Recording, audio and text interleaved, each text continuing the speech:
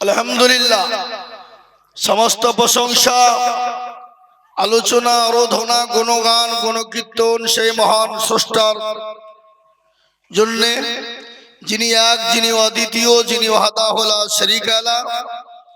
সেই মহান রব্বুল ইজ্জাতের দরবারে শুকরিয়া যাপন আদায় করে মোহাব্বতের সাথে বলি আলহামদুলিল্লাহ।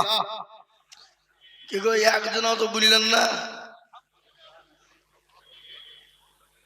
জোরে সোরে মোহাব্বত দিয়ে বলি আলহামদুলিল্লাহ। তারপরে পরেই প্যারা নবী, দয়ার নবী, মায়ার নবী, নবীদের নবী জনাবে মুহাম্মদুর রাসূলুল্লাহ সাল্লাল্লাহু আলাইহি ওয়াসাল্লামের উপরে দুরূদ ও শান্তির ধারা বর্ষিত হোক, আল্লাহুম্মা আমিন। মুহতারাম, এ মজলিস বড় দামি মজলিস, গুরুত্বপূর্ণ মজলিস বাবা। এ মজলিসে আসলে বসলে আল্লাহ তার পেছনের গুনাহগুলা ক্ষমা করে দিবে বাবা। আজকে এত বড় প্রোগ্রাম, এত বড় মজমা, এখানে যা লোক আছে তার দ্বিগুণ লোক বাবা মাদ্রাসার গেটের গুড়িতে। কি বললেন? আমার যা মনে হলো যে গেট মনে হয় আজকে ভেঙে গেছে। কি হুড়াহুড়ি আর কি ভিড়াভিড়ি বাবা। আমরা তো অন্য দিক দিয়ে আসলাম বাবা, মিলে তো যাওয়ার কোনো লাইনই নাই। কি ভিড়, কি ভিড়। খাবারের কাছে কোনো হুজুর ফুজুর চলবে না বাবা। কি বুঝলেন? হুজুরের সাথে ছবি তোলার লেগে লাইন লেগেছে, আর খাবারের কাছে গিয়ে কোনো হুজুর ফুজুরের দিকে কোনো খবর নেই, চলছে। কোনো হুজুর ফুজুর নাই, নো হুজুর। খাবার হইলি হইল। তার এখনই প্রমাণ দেখলেন খেজুর নিয়ে, দেখলেন কি না? হুজুর আলহামদুলিল্লাহ বলছে আর ও খেজুর নিয়ে পাগলা। এ বাবা, তারা হামা দাগে দাগে সোদ, বম্বা গোজা গোজা নেহা। সারা অঙ্গে ব্যথা, কোথায় ওষুধ লাগাবো খুঁজে পেছিনি বাবা। মনে যদি পচন ধরে খুঁজে কিরে পাওয়া যায়, আর মলম দিব কোন জায়গায়? এ বাবা, আজকে মুসলমানদের এত দুর্দিন, তারপরেও যদি এ জাতি না বুঝে, না শুনে, না শুধরায়, তাহলে এ জাতি আর কবে বুঝবে আর কবে শুধরাবে বাবা? আচ্ছা বলুন, আজকে মুসলমানদের দুর্দিন না সুদিন গো? কথা কন, জোরে বলেন। আজকে বড় দুর্দিন বাবা। এখানে নদিয়া, বীরভূম, বর্ধমানের লোক আছে আজকে। কেন? এই মুর্শিদাবাদের এই জায়গাটা এমন একটা জায়গা, খানিকটা গেলে বর্ধমান আর এদিকে খানিকটা গেলে বীরভূম, নাকি? হ্যাঁ, তাহলে এখানে বর্ধমান বীরভূমের সবেরই লোক আছে এখানে। আজকে আমি বলে যাব, বেশি লম্বা বয়ান করব না। কেন, আর একজন বক্তা বাবা আছে আমাদের, জায়গা হবে তো কি আমি ভাবছি। কি বুঝলে? বুঝতে পারছেন তো নাকি? নাম করছি আমি, বন্ধু মানুষ তো মহতারাম বুজুর্গ দোস্ত, আজকে মুসলমানদের পরিস্থিতি, পরিকাঠামো বড় খারাপ। কেন? আজকে গোটা বিশ্বের মাটিতে, গোটা ওয়ার্ল্ডের মাটিতে তো আছেই বাবা, বিশেষ করে ভারতবর্ষের মুসলমানদেরও দুর্দিন বহুত। তাই একটা কথা আমার আজকে মনে পড়ে গেল বা, না বুঝলে থাকতে পারছি না। সেদিন আমি মেদিনীপুরে তমলুক জালসাই যাচ্ছিলাম, পূর্ব মেদিনীপুর। তো কুলাঘাটের কাছে বসে আছি বাবা, একজন চায়ের দোকান আমাকে বলছে, হুজুর একটা কথা বলবো। বলতেও ভয় লাগছে, তখন কি বলতে, কি বলবেন? আরে না রে বাবা, বলো কি বলতে হবে। বড় কষ্ট পাচ্ছে হুজুর। বলে কি কষ্ট? বলে আজকে গোটা পৃথিবীর মানুষ একদিকে আর মুসলমানরা একদিকে। আর গোটা বিশ্বের সমস্ত জাতি ধর্ম বর্ণ নির্বিশেষে একদিকে, আর অনলি ফর মুসলিম ধর্ম একদিকে। কেন, কি কারণ? আর গোটা বিশ্বের মানুষ মুসলমানদের দুশমন কেন, একটু বুঝান। আমি তাকে বললাম, শোনা, এটা বলতে গেলে বহু টাইম লাগবে, তো আমি সংক্ষিপ্ত তোমাকে বলছি, শুনবা? বলে হুজুর হ্যাঁ বলেন। তাহলে শোনো, আজকে গোটা বিশ্ব একদিকে আর অনলি ফর মুসলমান একদিকে। তার কারণ কি জানো? তার কারণ হলো একটা, যেটা মুসলমানদের কাছে আছে সেটা কোনো জাতির কাছে নাই, কোনো ধর্মের লোকের কাছে নাই। এই জন্য আজকে মুসলমানদের শত্রু বেশি। হুজুর মুসলমানদের কাছে কি আছে আর ওদের কাছে কি নাই? কি নাই? তাহলে শোনো, মুসলমানদের কাছে এমন একটা জিনিস আছে, সে জিনিসটার দাম গোটা পৃথিবী বিক্রি করলেও হবে না, এবং আসমান জমিন তথা বিশ্বকে যদি এক পাল্লায় দেওয়া হয় আর ওই জিনিসটাকে যদি আরেক পাল্লায় তুলে দেওয়া হয়, গোটা বিশ্বের পাল্লাটা উপর দিকে ছুটবে আর সে পাল্লাটা নিচের দিকে নেমে যাবে। সে জিনিসটা কি তুমি জানো? আর এই জন্য আজকে ভারতবর্ষের জমিনে মুসলমান নয়, খালি গোটা বিশ্বের মাটিতে মুসলমানদের শত্রু এবং দুশমন বেশি। সে জিনিসটা হইল কি জানো? দুটো ঘর এখানে, এই মুখটার নাম কি? বাদশাহী রোড, রোডের ধারেই এই ডাক বাংলার মোড়েই দুটো বিল্ডিং আছে বাবা। একটা হলো 5 তলা আর একটা হলো 2 তলা। 2 তলা বুঝেন তো?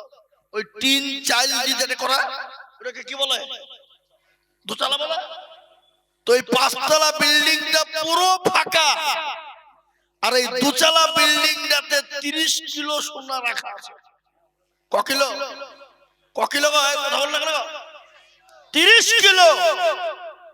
তো চোর বা ডাকাত যারা হবে তারা ওই ওই 5 তলা বিল্ডিং এ চুরি করতে ঢুকবে না এই 2 তলা ঘরে ঢুকবে? 2 তলায়। কেন? কেন? তার কারণ হলো ওখানে মাল আছে। আছে না নাই? কি মাল? সোনা। তো মুসলমানদের কাছে জিনিস আছে, আর এই জিনিসটাকে মিটিয়ে দেওয়ার জন্য, এই জিনিসটাকে কেড়ে নেওয়ার জন্য, এই জিনিসটাকে ধ্বংস করার জন্য, এই জিনিসটাকে হারিয়ে দেওয়ার জন্য, এই জিনিসটাকে মুছে দেওয়ার জন্য আজকে গোটা ওয়ার্ল্ডের পৃথিবীর বেঈমানরা একদিকে আর ওয়ার্ল্ড ফর মুসলমানরা একদিকে। সে জিনিসটা কি? কি আপনারা বলুন তো, সে জিনিসটা কি? সে জিনিসটার নাম হলো কোরআনুল কারীম। সে জিনিসটার নাম হলো কোরআনুল হাকিম। সে জিনিসটার নাম হলো কোরআনুল মাজিদ। সে জিনিসটার নাম হলো কোরআনুল জিকির। সে জিনিসটার নাম হলো কোরআন শরীফ। এ বাবা, তখন আমাকে বলছে, হুজুর এত দূর তো বুঝতে পারিনি, সত্যি কথা এটা? এ বাবা, আচ্ছা বলুন তো, এই কোরআনুল কারীম পৃথিবীর কোন কলিমউদ্দিন সলিমউদ্দিন লিখেছে না? এ কথা বলে না? এ কোরআনের মালিক কে? এ কোরআন যিনি বানিয়েছেন তিনি কে? আরো জোরে বলুন। আর এই কোরআনকে আজকে শেষ করার জন্য গোটা পৃথিবী লেগে গেছে বাবা। বলুন তো, এই কোরআনকে শেষ করা যাবে? জোরে বলুন, যাবে?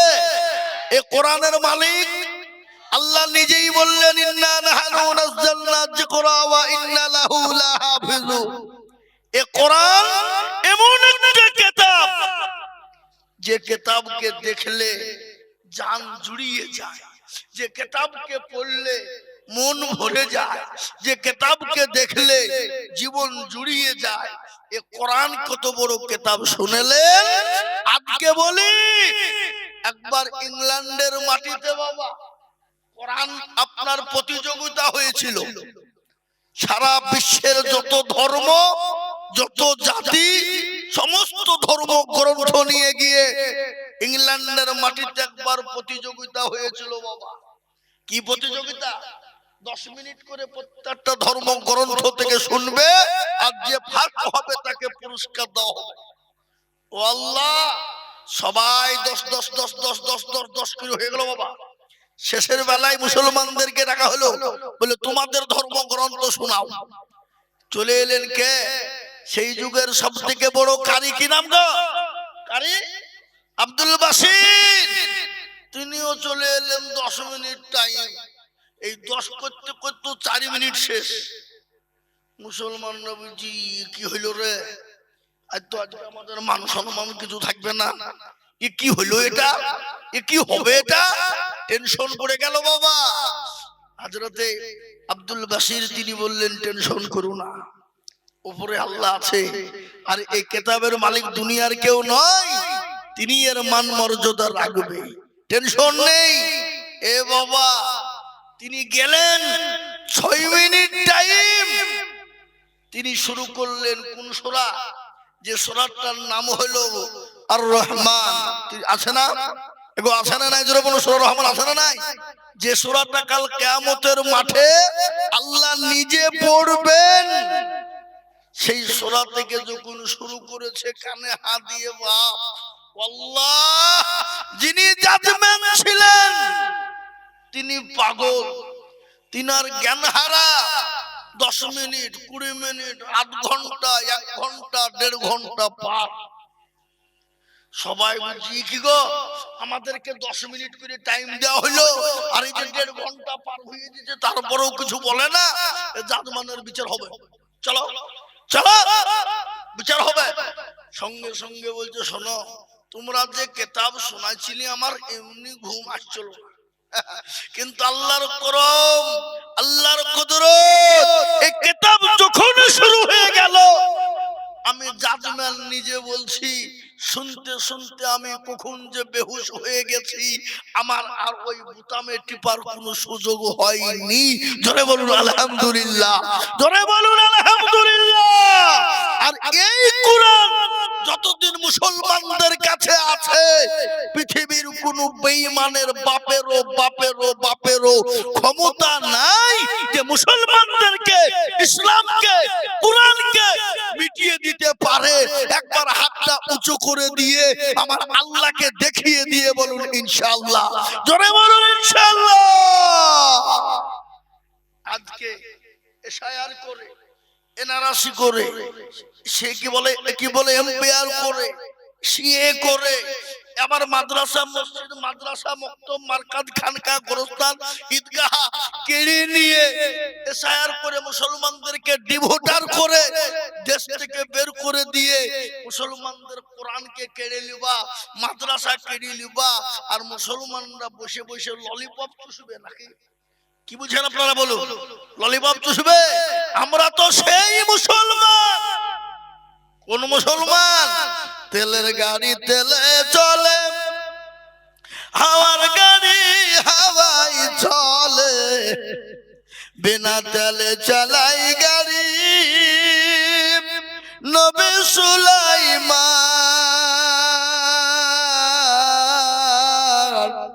আমরা তো সে মুসলমান। আমাদেরকে ভয় দেখিয়ে লাভ হবে না, আমাদেরকে ভয় দেখিয়ে কোনো কাজ হবে না, আমাদেরকে ভয় দেখিয়ে কোরআন, ইসলাম, মাদ্রাসা, মসজিদ, মারকাজ কেড়ে নিয়ে লাভ হবে না। তোমরা যতই চেষ্টা করো মুসলমানদেরকে শেষ করে দেব, কোরআনকে শেষ করে দিব না। না, ফেরাউন পারেনি, নমরুদ পারেনি, আবু জাহেল পারেনি, আবু লাহাব পারেনি, উতবা সাইবা মুগিরা পারেনি। এই যুগের বেঈমানেরা তারাও ইনশাআল্লাহ পারবে না। আর একবার হাতটা তুলে দিয়ে আল্লাহকে দেখিয়ে বলুন ইনশাআল্লাহ। এখনো এর ভেতরে কিছু লোক তুলেছে আর কিছু তুলে, ওরা মনে করছে দেখো মৌলবি হাত তুলতে বলছে মানে মেয়ের বিপদে ফেলবে নাকি, পকট সামনে আছে না, হাত তোলা হবে না। এ বাবা, যারা তুললো তারা জিতলো, আর যারা তুললো না কি হলো? জনগণ কি হলো? হেরে গেল। আমি প্রায় বলি বাপ, যেটা কেউ দেখে না সেটা কে দেখে, যেটা কেউ জানে না কে জানে, যেটা কেউ বুঝে না কে বুঝে, এটা আমি বলবো। তার আগে আর একটা কথা বলি বাপ, আমার পূর্বে কলকাতা থেকে হযরত মাওলানা আব্দুর রশিদ সাহেব শেখুল হাদিস, বহুত বড় শিক্ষিত লোক, বহুত বড় জ্ঞানী মানুষ, শিক্ষিত মানুষ। উনারই মাদ্রাসায় আমি জালসায় গিয়েছিলাম কিছুদিন আগে। আল্লাহ সুবহানাল্লাহ, বহুত জ্ঞানী বড় মানুষ তিনি। তিনি কলকাতা ওই মেট্রো আপনার আছে, ওই যে কি বলে বাদামতলা না কি বলছে, ওখানে উনি থাকেন, ওখানে ওনার বাড়ি, ওখানে ঘর, ওনারও মাদ্রাসা আছে। উনি নিচতলায় থাকেন আর উপরতলা, তিনতলা, চারতলা মেয়েদের মাদ্রাসা, আলহামদুলিল্লাহ। আর মেয়েদের ওখানে থাকার এত সুন্দর পরিষেবা করেছেন উনি, দেখলে জানটা জুড়িয়ে যাবে। আমি নিজে গিয়েছিলাম, দেখিয়েছি তো। মুহতারাম, তিনি বয়ান করে গেলেন টয়লেটের ব্যাপারে। তো ওই ব্যাপারে আমি একটু বলি কি, এ বাবা, এই গ্রামটার নাম হলো বাহাদুরপুরের লোক। এরা কিন্তু চালাক বা, কি বুঝলেন?